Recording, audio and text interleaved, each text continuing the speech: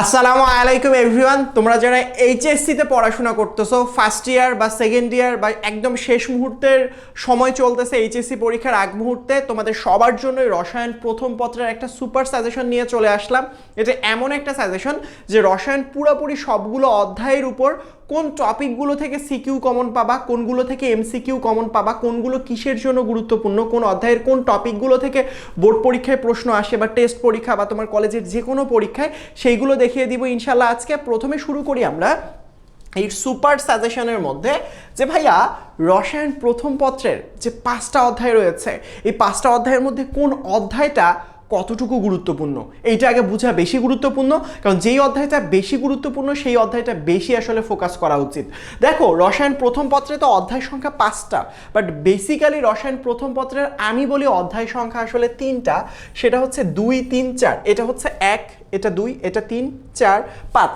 But mostly সবসময় বিগত বছরের প্রশ্ন অ্যানালাইসিস করলে দেখা যায় এই 2 নাম্বার, 3 নাম্বার এবং 4 নাম্বার অধ্যায় হচ্ছে এই 3টা অধ্যায় হচ্ছে রসায়নের জন্য একদম গুরুত্বপূর্ণ এবং বেস চ্যাপ্টার আসলে প্রথম পত্রে আসলে। সো যখন তুমি এই 3টা চ্যাপ্টারের কথাবার্তা বলবা তখন তোমাকে আমাকে বলতেই হবে ভাইয়া যে এই গুণগত রসায়ন থেকে বিগত বছরের প্রশ্ন অ্যানালাইসিস করলে দেখা যায় মোট এমসিকিউ কতগুলো আসে, সরি সিকিউ আসে কয়টা। উত্তর হচ্ছে ভাইয়া মোট সিকিউ আসে এই 5টা অধ্যায় থেকে 8টা সিকিউ আসে। তার মধ্যে গুণগত অর্থাৎ 2 নাম্বার চ্যাপ্টারটা থেকে তোমার সিকিউ প্রতি বছর আসলে 2টা আসে। কোন কোন টপিক থেকে 2টা আসে এটা আমি পরে দাগিয়ে দিচ্ছি, কোনো সমস্যা নাই। পরবর্তীতে মৌলের পর্যায়বৃত্ত ধর্ম, এখান থেকে মাস্ট বি তো 2টা থাকবেই এবং প্রতি বছরের কোশ্চেন অ্যানালাইসিস করলে দেখা যায় এখান থেকে 3টা সিকিউ প্রশ্ন আসে।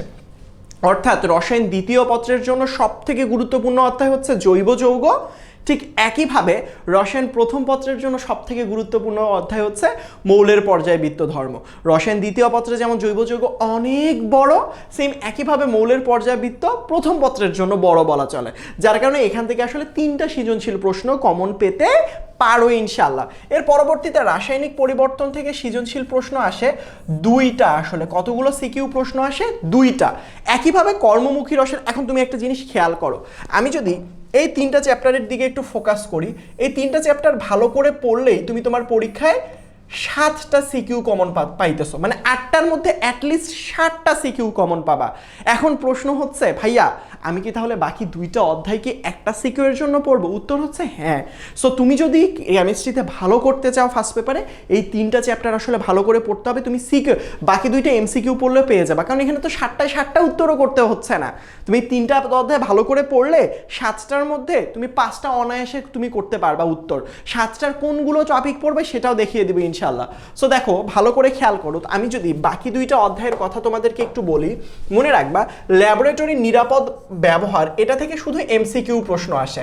হ্যাঁ, মাঝে মাঝে সিকিউ প্রশ্ন আসতে পারে, কিভাবে ল্যাবরেটরির নিরাপদ ব্যবহারে কিভাবে জিনিসগুলো পরিষ্কার করতে পারো, সেমি মাইক্রো হিসেব বা মাইক্রো অ্যানালাইটিক্যাল পদ্ধতি, এগুলো খুবই মাইনর বিষয়, এগুলো দেখিয়ে দিব ইনশাল্লাহ। বাট ওইটা বেসিক্যালি এমসিকিউ এর জন্য পড়বা। কর্মমুখী রসায়ন থেকে সর্বোচ্চ তুমি গেলে একটা সিকিউ, তাও কিভাবে কমন পাবা, ল্যাবরেটরি এবং কর্মমুখী একসাথে মিক্সড করে দিতে পারে আসলে বিগত বছরে কোশ্চেন অ্যানালাইসিস করলে এই দেখা যায়। তো তুমি আসলে আমি তোমাকে বলবো সবসময় কর্মমুখী রসায়ন এবং ল্যাবরেটরির নিরাপদ ব্যবহার এই 2টা অধ্যায় না এমসিকিউ এর জন্য পড়ো। কেমন? এমসিকিউ এর জন্য পড়ো, কারণ কর্মমুখী রসায়ন এবং ল্যাবরেটরি উত্তর করতে চাইলে এটা থিওরিটিক্যাল আসে। তো তুমি খুব ভালো করেও যদি পড়ে সময় ইফোর্ট দিলা, 2টা অধ্যায়ে ইফোর্ট দিয়ে একটা সিকিউ কমন পাচ্ছ, তাও মানে যখন একদম খুবই ভালো করে লিখলে সর্বোচ্চ 7 থেকে 8 নাম্বার পেতে পারো। তো এটা যদি হয় আসলে তাহলে একটু মানে প্যাথেটিক না? এই সময়টা তুমি এইগুলোর সিকিউ এর জন্য অ্যাপ্লাই করো, এটাতে ভালো করবা, কারণ এইগুলোতে একদম ভালো করে ফুললি যদি তুমি ভালো করে পড়ো একদম ফুল নাম্বার পেয়ে যাবে ইনশাল্লাহ। হোপফুলি বোঝাতে পেরেছি তোমাদেরকে। সুতরাং রসায়ন প্রথম পত্রের কোন চ্যাপ্টারটা কতটুকু গুরুত্বপূর্ণ হোপফুলি তুমি প্রথম থেকে বুঝতে পারবা, এবং যদি এইটা বুঝতে পারো কোন অধ্যায়ে কতটুকু সময় দেওয়া গুরুত্ব কেমন সেটাও তুমি বুঝতে পেরেছো হোপফুলি। সো আমি যদি বলি যে ভাইয়া শুধুমাত্র কি এতটুকু সাজেশন, ধন্যবাদ, উত্তর হচ্ছে না। কোন অধ্যায় ল্যাবরেটরি নিরাপদ ব্যবহারে কোন টপিক পড়বো, গুণগত রসায়নে কোন টপিক পড়বো, মৌলের পর্যায়বৃত্ত কোন টপিক পড়বো, ডি ব্লক পি ব্লক মৌলের সংকরায়ন কোন, রাসায়নিক পরিবর্তন কর্মমুখী রসায়ন কোনগুলো পড়বো, সবগুলোই আস্তে আস্তে ইনশাল্লাহ আমি তোমাদেরকে দেখিয়ে দিব।